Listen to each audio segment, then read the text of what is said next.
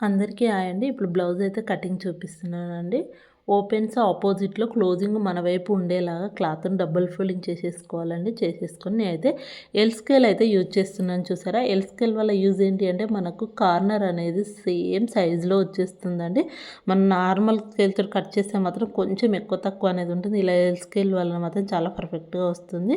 ఇలా L scale తోటి marking చేసుకున్న తర్వాత ఎక్స్ట్రా ఉన్న పీస్ అంతా కట్ చేసేసుకోవాలండి నీట్‌గా.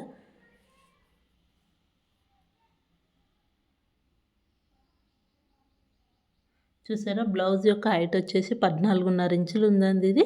దీని యొక్క నడుము లూజ్ వచ్చేసి అయితే మనకు 32.5 ఇంచులు అండి నడుము లూజు. మనకు blouse height first 14.5 ఇంచులకు 3/4 inch add చేసుకుంటే మనకు 15.5 ఇంచులు వస్తుందండి.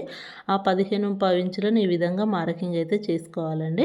ఇలా మార్కింగ్ చేసేసుకొని మనకు నడుము ఎంత ఉందో ఫస్టే చూసుకోవాలండి. 32.5 ఇంచులను 4 భాగాలుగా చేసుకున్నాం అనుకోండి మనకి ఎంత వస్తుంది?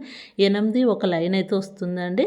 మీకు ఇలా కాలిక్యులేట్ చేసుకుంటే సరిపోతుంది. లేదు అంటే ఇలా టేపుని 4 ఫోల్డ్ చేసుకున్నా కూడా ఈజీగా వచ్చేస్తుందండి. 8 ఒక లైన్‌కు ఇలా లైన్ డ్రా చేసేసుకోండి. తర్వాత 1 ఇంచు బ్యాక్ యొక్క టక్స్ వేయడానికి ఖర్చు వచ్చేసి 2 ఇంచులు గానీ, 2.5 ఇంచులు గానీ తీసుకోవచ్చండి. నేనైతే 2 ఇంచులు తీసుకుంటున్నాను చూడండి. ఇలా మొత్తం తీసుకున్న తర్వాత మనకు 11 ఇంచుల వరకైతే వస్తుంది.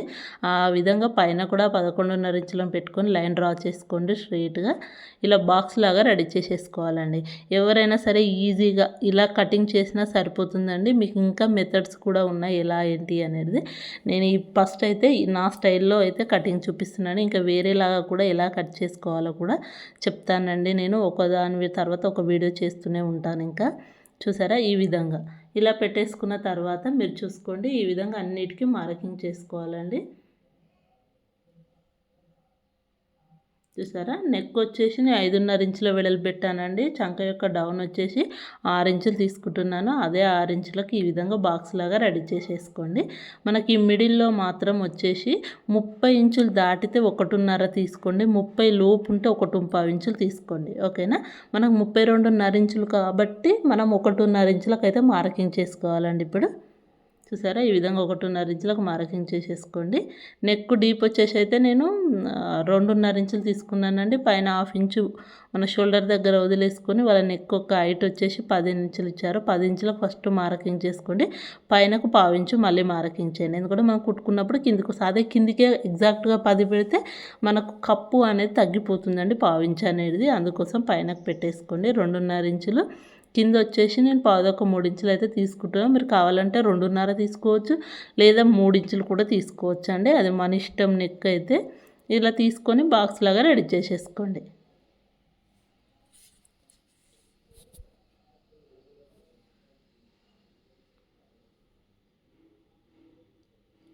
ఇలా రెడీ చేసుకొని నేనైతే ఇలా ఈ స్కేల్ అయితే యూజ్ చేస్తున్నానండి కర్వ్ స్కేల్ని.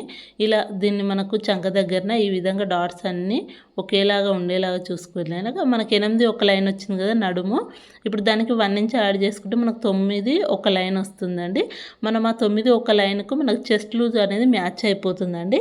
చూసుకోండి. ఇప్పుడు కాకపోతే ఒక్కసారి మనము 6 ఇంచులు పెట్టుకున్నాం కదా చంక యొక్క డౌన్ కోసము. అప్పుడు కొంచెం పైకి గానీ, కిందికి గానీ పెంచుకోవాలండి. ఇప్పుడైతే పర్ఫెక్ట్‌గా సరిపోతుంది. ఒక్క పావించి అటు ఇటు వస్తే ఏం పర్లేదండి. కొంచెం జరుపుకున్నా పర్లేదు క్లాత్‌కు మనము.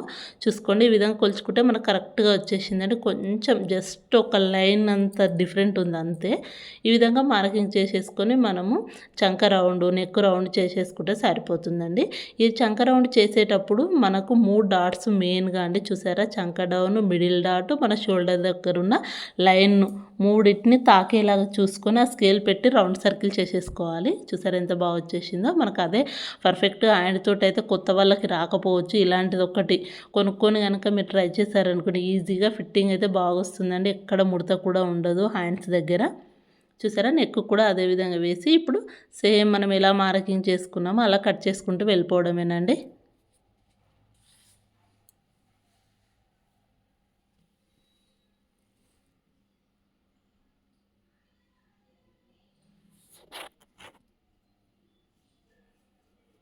చూసారా ఈ విధంగా మొత్తం కట్ చేసేసుకోండి. కొంచెం వీడియో మాత్రం లెందీ అయిందండి. కొంచెం నీట్గా బ్లౌజ్ కటింగ్ నేర్చుకోవాలి అనుకుంటే మాత్రం తప్పకుండా ఫుల్ వీడియో చూడండి. ఎక్కడైనా మనము స్కిప్ చేసుకుంటే చిన్న చిన్న టిప్స్ కూడా మనకు మిస్ అయిపోతామండి. అప్పుడు ఏంటంటే ఫిట్టింగ్ అనేది కరెక్ట్గా రాదు, మనకు వచ్చినట్టుగానే అనిపిస్తుంది ఎవరికైనా అంతే. చూసారా ఇప్పుడు ఒకసారి ఆమ్ రౌండ్ కూడా చెక్ చేసుకోండి. పైన హాఫ్ ఇంచ్ వదిలేసి ఈ విధంగా టేపును పెట్టేసుకున్న తర్వాత చూడండి కరెక్ట్గా వచ్చింది. అక్కడ చిన్న కటింగ్ అయితే చేసేసుకోండి. ఇప్పుడు బ్యాక్ పార్ట్ని ఈ విధంగా మిడిల్లోకి అయితే ఫోల్డ్ చేసేసుకోండి. చూసారా ఇలా ఫోల్డ్ చేసేసుకొని నీట్గా ఫోల్డ్ చేసేసుకున్న తర్వాత మిడిల్లో ఒక చిన్న కచ్చకైతే పెట్టుకోండి. ఇలా పెట్టుకున్న తర్వాత చూడండి మనకు బ్యాక్ పార్ట్ అయితే రెడీ అయిపోయింది. ఇప్పుడు వచ్చేసి అయితే హ్యాండ్స్ చూద్దామండి. ముందుగా మనకు హ్యాండ్స్ వచ్చేసి నేను చూసారా కింద కరెక్ట్గా కట్ చేసుకున్నానండి. మన చంకదానికి ఈ విధంగా క్రాస్గా పెట్టి చూసుకోండి. ఎక్కువ క్లాత్ ఉంటే కొంచెం జరుపుకోండి, తగ్గితే బ్యాక్ సైడ్ అనుకోండి. ఇలా నేను వన్ సైడ్ ఫోల్డింగ్ కోసం అయితే ఈ విధంగా ఫోల్డ్ చేసుకున్నానండి. క్లాత్ని చూసారా కింద పావించి అయితే మార్కింగ్ వేస్తున్నాను. పైపింగ్ వేసుకున్నా ఉల్టాయించాలనుకున్నా. అదే ఎమ్మింగ్ అయితే 1 ఇంచ్ వదులుకోవాలి. ఓకేనా. ఈ విధంగా హ్యాండ్ హైట్ వచ్చేసి మీరు ఎంత పెట్టాలి అనుకుంటారో అదే విధంగా పెట్టుకోండి. నాకు ఇప్పుడు కట్ చేసేది మాత్రం 10 ఇంచులు ఉందండి. 10 ఇంచులకు మార్కింగ్ చేసుకున్నాను. పైన ఒక హాఫ్ ఇంచు పైనకు మార్కింగ్ చేసి హ్యాండ్ యొక్క డౌన్ వచ్చేసి 3.5 ఇంచులు తీసుకుంటున్నానండి. చంక డౌన్కు ఇలా లైన్ డ్రా చేసేసుకోండి. కింద మీద హ్యాండ్ లూజ్ ఎంత ఉంటే అంత పెట్టుకోండి. ఇప్పుడు ఈ బ్లౌజ్ యొక్క హ్యాండ్ లూజ్ వచ్చేసి అయితే 11.5 కొంచెం ఎక్కువ ఉందండి. ఓకేనా. ఇలా మార్కింగ్ అయితే చేసేసుకోండి.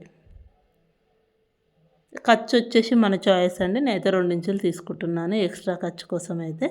చూసారు కదా. ఇప్పుడు ఈ విధంగా మనం మార్కింగ్ చేసుకున్న తర్వాత క్రాస్గా ఈ విధంగా పెట్టేసుకోండి. పెట్టుకొని కరెక్ట్ 8.5 ఇంచులకు పెట్టుకుంటే మనకు ఆమ్ రౌండ్ వచ్చేస్తుందండి. చంక యొక్క రౌండ్ అనేది తెలిసిపోతుంది ఈజీగా. పైన 2 ఇంచులకు మార్కింగ్ చేసుకోవాలి ఫస్ట్. తర్వాత అందులోనే 1 ఇంచుకి ఒక మార్కింగ్ చేస్తున్నాను చూడండి. తర్వాత 2 ఇంచుల నుంచి మనకు ఆమ్ రౌండ్ మార్కింగ్ చేసుకున్నాం కదా, అక్కడికి ఈ విధంగా టేప్ పెట్టేసుకొని ఒక లైన్ డ్రా చేసేసుకోండి. లైన్ డ్రా చేసుకొని ఆ టేప్ని ఈ విధంగా ఫోల్డ్ చేసి మిడిల్లో ఒక డాట్ వేసుకోండి. ఇప్పుడు కర్వ్ ఇచ్చేసుకుంటే సరిపోతుందండి. మనకు 1 ఇంచు నుంచి ఇలా కొంచెం స్లోప్ లాగా ఇచ్చేసుకోవాలండి. మిడిల్లో మనం మార్కింగ్ చేసుకున్న దగ్గర పైన కొంచెం డౌన్, మళ్ళీ కిందికి వచ్చేసరికి కొంచెం డౌన్ చేసుకుంటూ వెళ్ళిపోవడమేనండి. అప్పుడు పర్ఫెక్ట్గా మనకైతే కటింగ్ అయితే అయిపోతుంది. చూడండి ఈ విధంగా ఇలా వచ్చేస్తుంది. హ్యాండ్స్ కట్ చేసుకుంటే సరిపోతుంది. నేను హ్యాండ్ యొక్క లోతు, ఈ సైడ్ క్లాత్ ఎలా జాయింటింగ్ చేసుకోవాలో నేనైతే స్టిచ్చింగ్ వీడియోలో చూపిస్తానండి. ఫుల్గా నీట్గా ఎలా స్టిచ్ వేసుకోవాలి ఏంటి అనేది అయితే మీకు స్టిచ్చింగ్ వీడియోలో చూపిస్తాను. ఓకేనా. హ్యాండ్స్ అయితే కటింగ్ అయిపోయిందండి. ఇప్పుడు చూసారు కదా. మీరు కావాలనుకుంటే ఆమ్ రౌండ్ని ఈ విధంగా కటింగ్ అయిపోయాక కూడా ఒకసారి టేప్ని ఈ విధంగా మనం ఎలా అయితే కట్ చేసామో కొలుచుకొని మార్కింగ్ చేసి కట్ చేసుకొని రెడీగా పెట్టేసుకున్నారు అనుకోండి. నెక్స్ట్ టైం ఈజీగా మనం ఇంకొక సైడ్ జాయింటింగ్ వేసుకుంటే సరిపోతుంది అప్పుడు హ్యాండ్స్కి.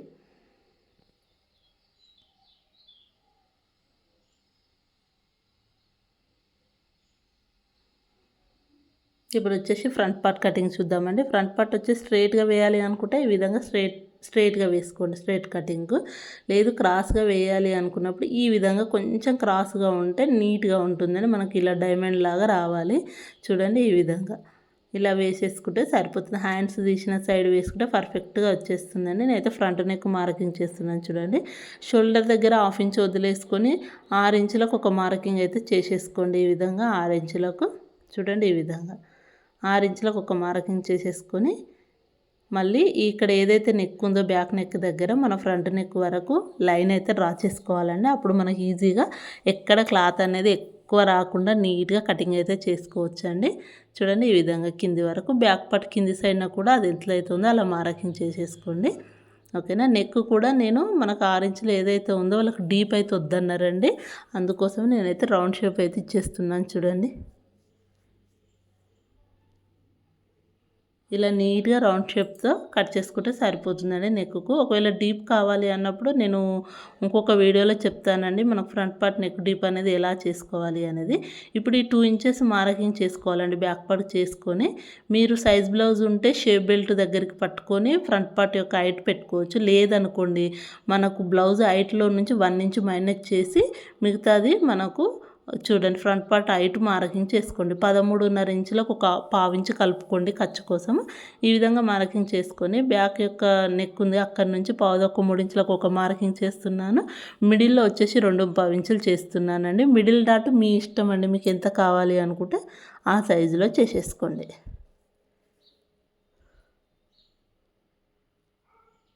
ఇలా మార్కింగ్ చేసుకొని మనం ఏదైతే 2 ఇంచెస్ మార్కింగ్ చేసామో దానికి 1 ఇంచు అటు సైడ్కు 1 ఇంచు పెట్టేసుకొని మనం షేప్ బెల్ట్కు మార్కింగ్ చేసుకున్నాం అనుకోండి పర్ఫెక్ట్గా వచ్చేస్తుందండి.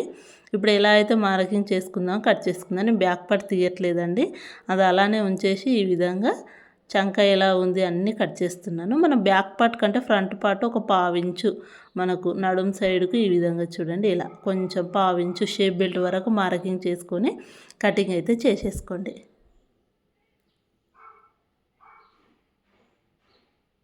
చూసారా ఈ విధంగా మార్కింగ్ చేసేసుకోండి. చూసారా ఈ విధంగా నెక్ కూడా అదే విధంగా ఎలా అయితే మార్కింగ్ చేసుకున్నామో అదే విధంగా కటింగ్ చేసుకుంటూ వెళ్ళిపోవడమేనండి. చూసారా ఈ విధంగా చాలా ఈజీగా కటింగ్ అయితే చేసుకోవచ్చండి. ఇలా నా స్టైల్లో ఒక్కసారి అయితే కటింగ్ చేసి ఒక బ్లౌజ్ కుట్టి చూడండి, మీకు ఈజీగా కటింగ్ కూడా హడావిడి లేకుండా ఈజీగా వచ్చేస్తుంది. చూసారా ఈ విధంగా మార్కింగ్ అయితే చేసేసుకొని కటింగ్ అయితే చేసేసుకోండి. ఫ్రంట్ పార్ట్ కూడా పర్ఫెక్ట్గా కుదురుతుందండి మీకు. ఇలా నీట్గా కటింగ్ అయితే అయిపోయింది. చూసారా ఎంత బాగా వచ్చేసిందో. Back part front part hands అయితే అయిపోయాయండి. ఇప్పుడు చూసారా ఈ విధంగా మనం కటింగ్ అయిపోయిన తర్వాత మనకు బ్యాక్ పార్ట్ యొక్క టక్స్ ఫ్రంట్ పార్ట్కు ఈ విధంగా మార్కింగ్ చేసుకోండి. ఈ ఫ్రంట్ పార్ట్లో ఈ చిన్న పీస్ అయితే కట్ చేసుకోవడం వల్ల మనకు ఫ్రంట్ నెక్ అనేది లూజ్గా లేకుండా పర్ఫెక్ట్గా వచ్చేస్తుందండి. ఓకేనా. ఇప్పుడు మనకు back part front part hands అయిపోయినాయండి. షేప్ బెల్ట్ అనేది ఎలా కట్ చేసుకోవాలో ఇప్పుడైతే చూద్దామండి. ఉన్న ఈ క్లాత్లోనే స్ట్రైట్గా క్లాత్ అయితే తీసుకోండి. మనకు బ్లౌజ్ యొక్క నడుము లూజ్ ఉంటుంది కదా, దానికంటే ఎక్కువ తీసుకోకుండా తక్కువ అయినా సరే అండి, ఎందుకంటే మనకు మధ్యలో పిరిట్ అనేది వెళ్ళిపోతుంది మిడిల్ డాట్కు. ఒకసారి కొలుచుకోండి ఈ విధంగా. మనకు 11 ఇంచులు వచ్చిందండి. మీరు కావాలంటే 11 ఇంచులు తీసుకోండి క్లాత్ ఉంటే, లేదంటే 10 ఇంచులు 9.5 ఇంచులు తీసుకున్నా సరిపోతుంది. క్లాత్ ఉన్న దాన్ని బట్టి తీసుకోండి. నేనైతే 11 ఇంచులు తీసుకుంటున్నానండి, క్లాత్ ఉంది కదా ఇలాగూ. చూడండి ఇప్పుడు ఇక్కడ వచ్చేసి మనకు మీరు ఇక్కడ కొలుచుకోండి 3 ఇంచులు ఉంది కదా, మనకు 1/2 ఇంచు కుట్టు కోసం పోతుంది. 3.5 ఇంచులకు మార్కింగ్ చేసుకోండి. లేదు షేప్ బెల్ట్ అనేది చిన్నదిగా కావాలి అనుకుంటే మీరు 3 ఇంచులు తీసుకున్నా సరిపోతుంది. ఇలా 3.5 ఇంచులకు కింద 2 ఇంచులు అండి, మనకు అక్కడ 2.5 ఇంచులకు మార్కింగ్ చేసుకోండి. ఇలా ఈ మార్కింగ్ను బేస్ చేసుకొని మిడిల్లో చిన్న కరువు లాగా ఇట్లా కొంచెం వంపులాగా వచ్చేలాగా చూసుకొని కట్ చేసేసుకోవాలండి. చూడండి ఈ విధంగా. అప్పుడు పర్ఫెక్ట్గా మనకు షేప్ బెల్ట్ కటింగ్ అయితే అయిపోతుంది. చూసారు ఎంత బాగా వచ్చేసిందో. నేను వచ్చేసి నడుము బెల్ట్ ఇట్లా కట్ చేయట్లేదండి, నడుము కూడా పైపింగ్ వేయాలి. ఉక్స్పట్టి కాజపట్టి నేను స్టిచ్చింగ్ వీడియోలో చూపిస్తాను మీకు. ఓకేనా. పర్ఫెక్ట్గా ఈ విధంగా అయితే మనకు వచ్చేసిందండి. ఇక్కడ హ్యాండ్స్ జెయింటింగ్ అన్నాను కదా, ఇలా ఈ విధంగా క్లాత్ను ముందే సెట్ చేసుకొని ఇలా పెట్టేసుకోండి. అది ఎలా స్టిచ్ వేసుకోవాలో నేను స్టిచ్చింగ్ వీడియోలో మీకు చూపిస్తానండి. ఇప్పుడు మెయిన్ క్లాత్ పైన మనం ఈ క్లాత్లన్నీ వేసుకొని ఎలా కట్ చేసుకోవాలో చూద్దామండి ఇప్పుడైతే.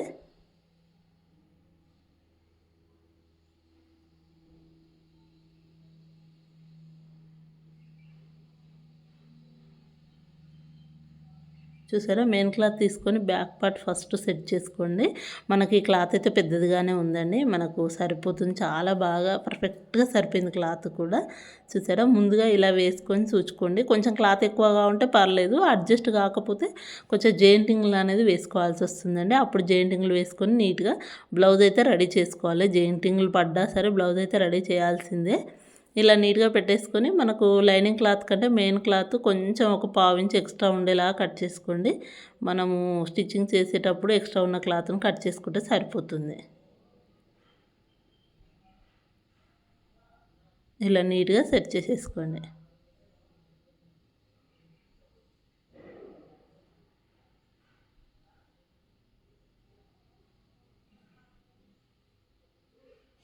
చూసారా ఈ విధంగా నీట్గా మొత్తం కట్ చేసేసుకుంటే పర్ఫెక్ట్గా మనకు hands, back part, front part, shape బెల్ట్లు అయితే అన్నీ సరిపోయినాయండి. క్లాత్ ఎక్కడ కూడా జెయింటింగ్ అనేది లేకుండా నీట్గా సరిపోయింది.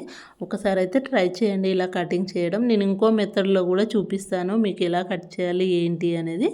ఇదైతే స్టిచ్చింగ్ వీడియో కూడా పోస్ట్ చేస్తానండి. నీట్గా చిన్న చిన్న టిప్స్ యూజ్ చేసుకొని మనం బ్లౌజ్ పర్ఫెక్ట్గా కుట్టుకున్నాం అనుకోండి, మనకు ఫుల్గా ఉంటుందండి. పైపింగ్ కూడా ఎలా వేయాలి నీట్గా చాలా వీడియోస్ చేశాను, మళ్ళీ కూడా చూపిస్తాను మీకు.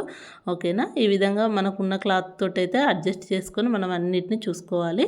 ఎటు నుంచి ఏది వెళ్తుందో ముందుగానే కొలుచుకోవాలండి. షేప్ బెల్ట్ అనేది చూడండి నేను 2 అడ్జస్ట్ అవ్వట్లేదని ఈ విధంగా ఓపెన్ చేసుకొని ఒకటి ఈ సైడ్ ఒకటి ఇటు సైడ్ తీసుకుని పర్ఫెక్ట్గా వచ్చేస్తుందండి. ఇప్పుడైతే చూసారా ఇలా చిన్న చిన్న టిప్స్ యూజ్ చేసుకొని బ్లౌజ్ నేర్చుకున్నాం అనుకో ఫుల్గా మనకు ఎప్పుడు బిజీగానే ఉంటామండి. టైలరింగ్లో మాత్రం ఖాళీ అనేదే ఉండదు. ప్రతిరోజు స్టిచ్చింగ్ చేస్తూనే ఉండాలి ఇంకా. ఓకేనా, చిన్న చిన్న టిప్స్ యూజ్ చేసి అయితే ఈ విధంగా స్టిచ్చింగ్ అయితే చేసేయాలండి. వీడియో నచ్చితే మాత్రం లైక్ ఇవ్వండి తప్పకుండా. వీడియో నచ్చితే తప్పకుండా like, share and subscribe. Thank you for watching.